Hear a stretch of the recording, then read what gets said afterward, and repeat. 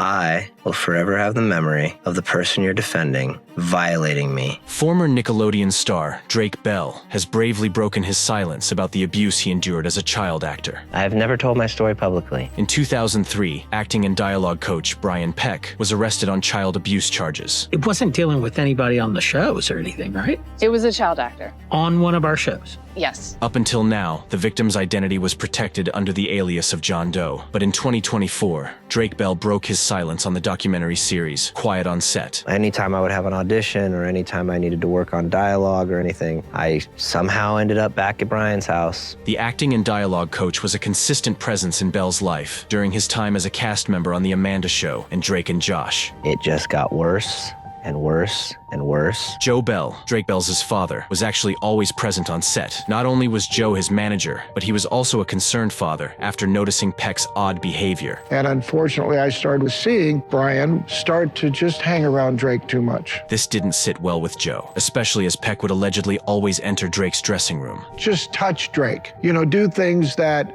wait a second. What are you doing? Drake can put that on himself. Joe was horrified. Then he'd maybe walk over to Drake and be feeding him some lines or whatever and put his arm around his waist. In fact, Joe recalled that this behavior wasn't uncommon. Put his hand up on his shoulder and kind of run it down his arm and things like that. And this would happen routinely. And it didn't just happen in Drake's dressing room. And the thing is, this is in front of people. Brian allegedly figured out that Joe was keeping an eye on Drake. I think Brian got a sense that my dad was on the watch. And so he started to really drive a wedge between my dad and me. Brian then allegedly drove a wedge in between the father and son duo by manipulating Drake. He started talking about how my dad's stealing my money. Nobody likes that my dad's on set. He's a real problem. As a child with very little industry experience, Drake believed Peck. I was believing it because he's been in this business for so long and he must know more than us. As Peck separated Bell from his family, the child star would allegedly spend many nights at the abuser's home. I woke up and he was